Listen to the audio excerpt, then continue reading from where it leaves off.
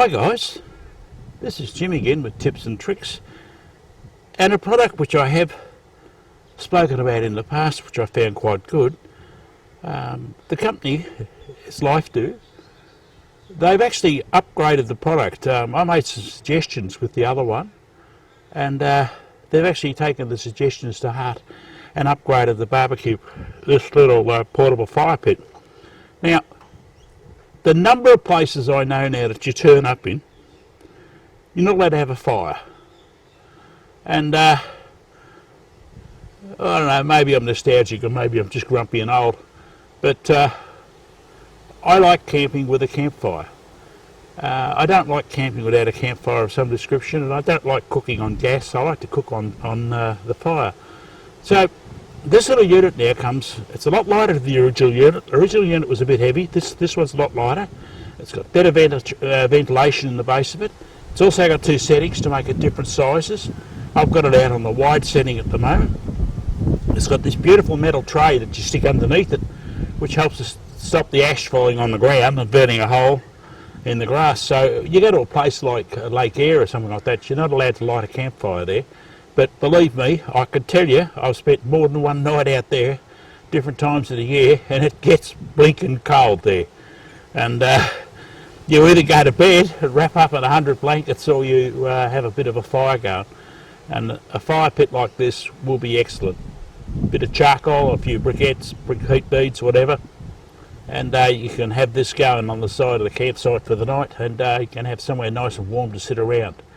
So anyway, let's light her up, and I'll show you what the modifications have been made to this unit, and why now I think it's an excellent product.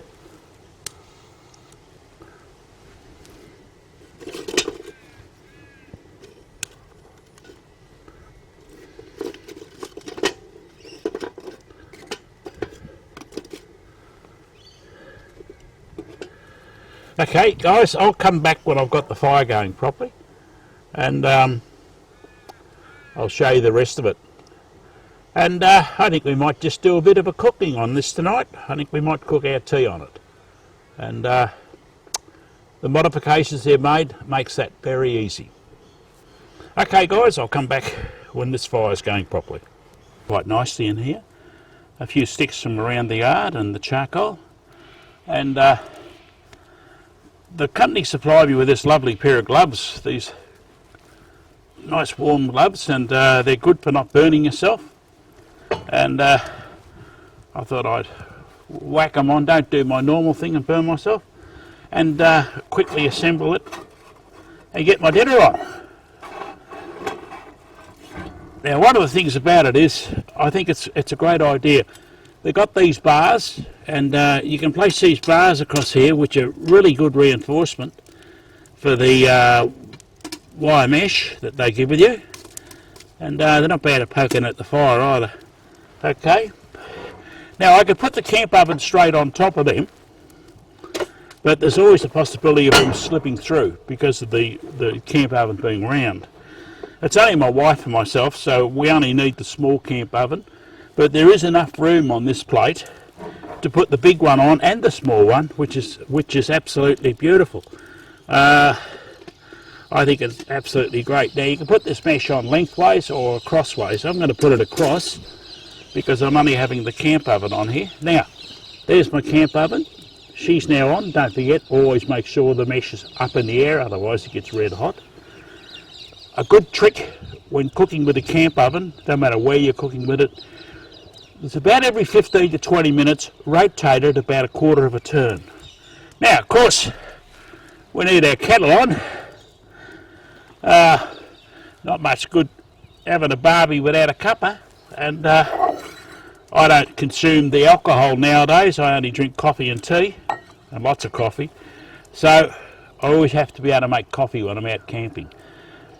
So I'll let you know how the roast goes at the end here. I'll show you how. I've got a little pork roast on there and a couple of spuds and so forth, and I'll slowly cook it over about the next hour. It's about an hour. This is one of the commercial ones that I bought. Now, you can get a little shovel if you like and shovel up some of the hot charcoal and put it on top of the lid, or you can do what I'm about to do and the charcoal is red hot.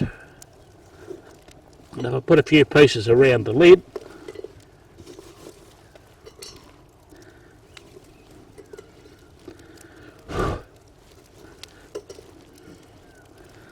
that will just keep the heat on top of the lid, and we should have a reasonably nice little roast here in about an hour or so's time. So that's it for me for the moment, and so far with the upgraded system I am very, very impressed. And from this point of view at the moment, would I go and buy one? Yes, I would. Stick it in the back of the camper and take it away with you. It's an excellent product, or even the back of the four-wheel drive. It's an excellent product to have, and I'm going to try and cook a few different things on this thing and work out how to use it properly. It's like all new fireplaces and so forth, whatever you get. Everyone's different. Fuel you use, it's always different, and it's all the same when you go out in the bush and so forth. The timber's always different in different parts of Australia, so you always get a different effect.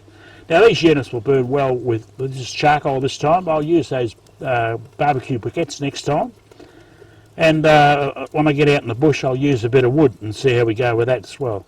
So it's all a matter of experimentation, but one of the things about camping, it is experimentation, and it is good.